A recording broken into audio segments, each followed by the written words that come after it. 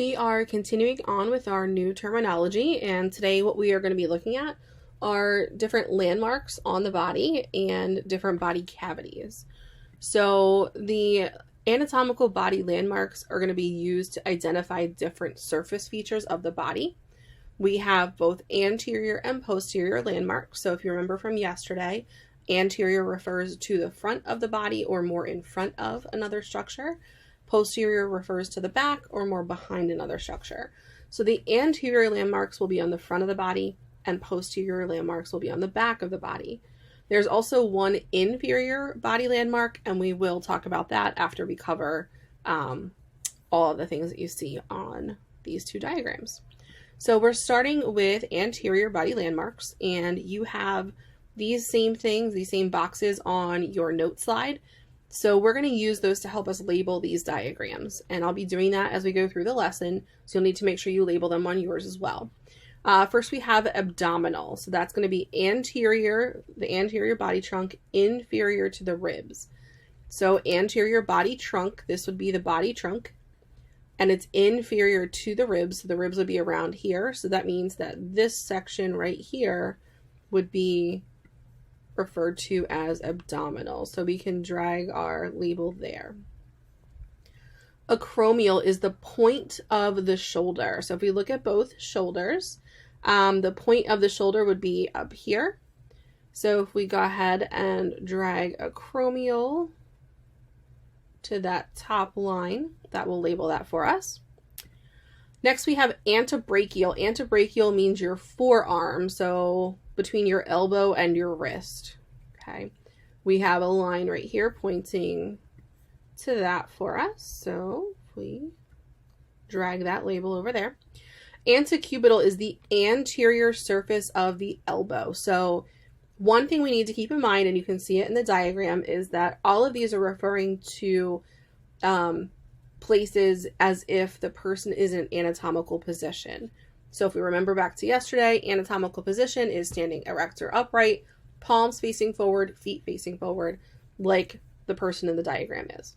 Okay, so the anterior surface of the elbow, when you bend your elbow, if you were going to, let's say, bring your hand up to the palm of your hand up towards your shoulder, that part of your elbow where it's bending and those your lower arm is coming closer to your upper arm, that's going to be the anterior surface of your elbow. So that would be right here or right here. And we can see that that line is just above where we put antebrachial. So we can put antecubital there. Next we have axillary. Axillary refers to the armpit. So below each arm, and we have a label, a line to label right here for axillary. So again, you can see it's pointing to this small section here, and that's also outlined there.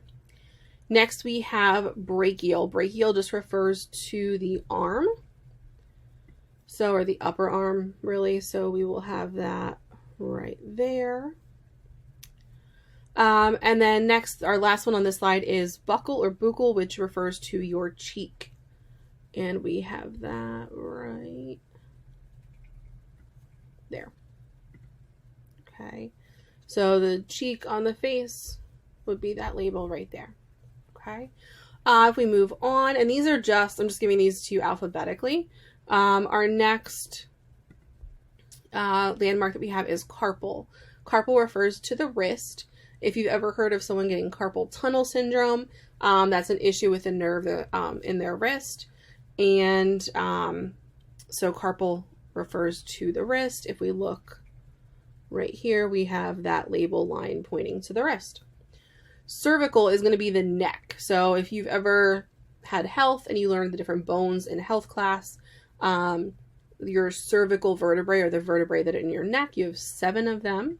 So that would be this line right there, okay, pointing to the neck. Next we have coxal, which is your hip. So if we see, we have right here and right here. So this line would be for coxal. Okay. Next we have crural. That refers to your leg, the front of your lower leg, really, or your shin. So that would be this one right here. Okay, so the front of your leg. Deltoid is the curve of the shoulder. So don't get deltoid and acromial confused. Acromial is the very top point part of the shoulder, or the shoulder. Just below that would be deltoid. So your shoulder muscle, the cap of your shoulder, is a deltoid muscle, which is where this name comes from. A delta is a triangle. So part of where the deltoid muscle got its name from is from the fact that it's triangular shaped. So this second line down on that side is for deltoid. Now you see here I have two labels for you to do digital, and that's because digital refers to your fingers and your toes. So we're going to label both of them. Right here you have a line pointing to the finger, and down here you have pointing to the toes. So it doesn't matter which one you put where, but you're going to label both the fingers and the toes. Our last one for this slide is femoral, which is your femur. If you think of your femur bone, your thigh bone, okay, here and here would be femoral. So this line right below coxal for hip would be where we need to put femoral. Okay. You do need to be kind of careful because some of the label lines are kind of close to each other. They overlap a little bit. So just make sure, like if you see how I move femoral, actually I might move it over a little bit even more, just to help the lines be more clear what boxes they're going to. Okay. You do have these notes. They are going to stay in your Google Drive, even though you're submitting them on Schoology. So they are here for you to refer back to.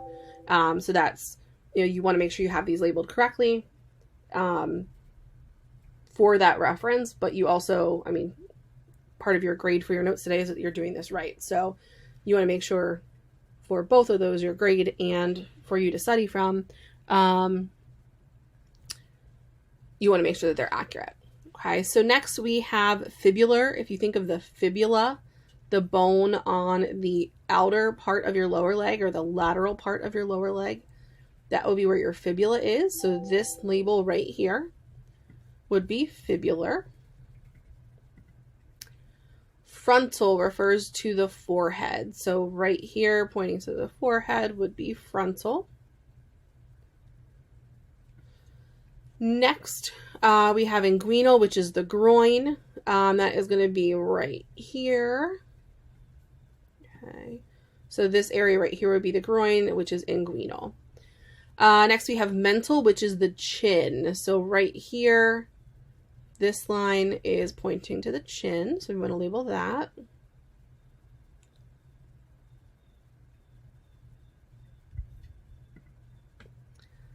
Nasal is the nose, so this line here would be nose.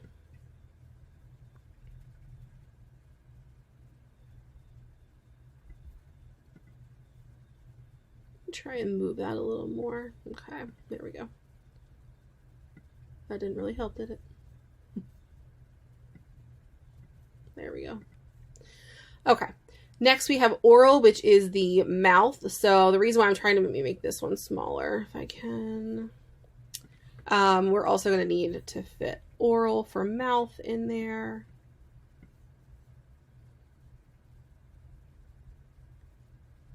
And let me make that a little smaller for myself too. So you can change the size on yours as well, just to make it more clear. Okay. And then orbital would be in reference to your eyes. So we need to squeeze this one in.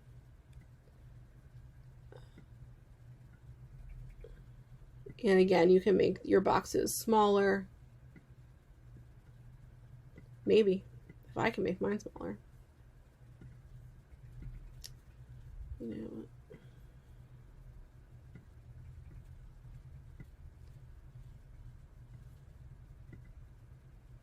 That kind of works, I guess. All right, so make sure you have all of those labeled on yours as well. That's probably the hardest one since there's so many on the face on that slide. Still going on with, these are going to be our last of the anterior body landmarks. Patellar is the anterior, the front of the knee. So your kneecap, that bone is called the patella. So that region is the patellar region. We want to add that label here. Pelvic is the front of the anterior pelvis. So right here, okay, is pelvic, this kind of purple highlighted region right here. Okay. Make sure you're not using this line there because that was inguinal that we didn't use on this slide. We used it on an earlier slide. Next we have pubic, which is the genital region. So that would be right here. Sternal, if you know, again, any of the bone names, the sternum is your breastbone. So this region right here would be the sternal region, and we can label that. Okay. Tarsal, your tarsal bones are your ankle bones, so we need to label the ankle with tarsal. Thoracic is the chest, so that actually isn't going to be a separate label. Where we're going to put that one is just kind of over the middle, okay, over the orange. That would be kind of like a heading for like sternal would be part of the thoracic, okay. And then umbilical is the navel or the belly button. So that would be this label right here above pelvic. Okay. So those are all of the anterior body landmarks. Now we're going to move on to the back of the body or the posterior landmarks. Our first one here, again, these are just alphabetical, is calcaneal. Calcaneal is the heel of the foot. So that would be right there. Okay. It's pointing at the heel of the foot. Cephalic is the head, just like we did thoracic on the front.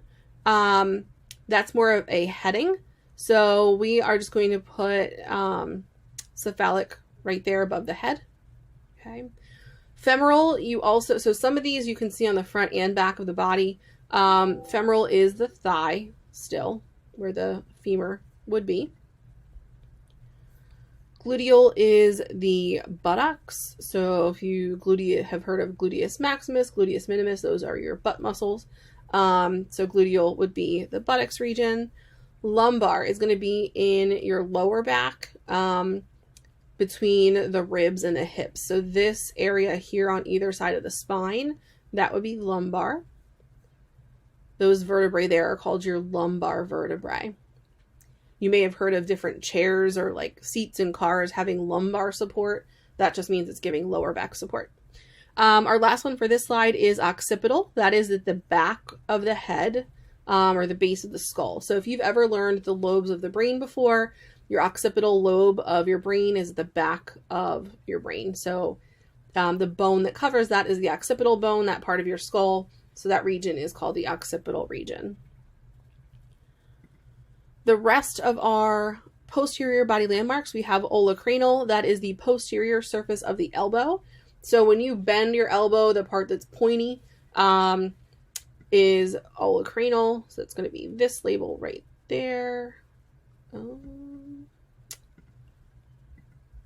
Let's see. Sorry guys, let me fix that. There we go. Popliteal is the back of the knee or the posterior side of the knee. So that would be right here on either side. We need to move that label. Sacral, again, if you've learned the bones, the sacrum is at the base of your spine. It's not the last bone of your spine, but it's close. And that's going to be the area between the hips. So right here, this kind of triangular region would be sacral. Scapular refers to the scapula or the shoulder blade, okay, which would be here. And then we have two left. Sural refers to the calf. So that's going to be right here, this line for your calf. And then vertebral is your spinal column. So that would be this section right there. Okay, so again, make sure you have all of those labeled on your notes. And then we have, excuse me, one inferior body landmark. Inferior means below or closer to the bottom of the body. This person is standing on their toes in this diagram so that we can see the plantar region. If you think of plantar as in you plant your feet on the ground, the sole of your feet, the bottom of your feet, is the plantar region. So that would be down here. Let me fix that again. There we go. Okay.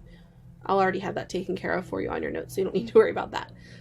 So plantar, again, is the bottom of your feet. And the way I remember that is you plant your feet on the ground. Plantar is the soles of your feet, where you would plant your feet on the ground. Okay. The last thing we have to go over today are body cavities. A body cavity is just an empty space in a solid object, and they're going to be filled by organs in our bodies. There's two main body cavities, the dorsal body cavity, which you can see kind of in orange here, and then the ventral body cavity, which on this same part of the diagram looks purple, pink, and green. Okay, so we're going to start with the dorsal body cavity, and that has two subdivisions. It has the cranial cavity, which houses your brain, and it has the spinal cavity, which houses your spinal cord. Okay, there are bones around those. Those are very important organs, so we want them protected. So the cranial cavity itself is this hollow space, but it's filled by our brain.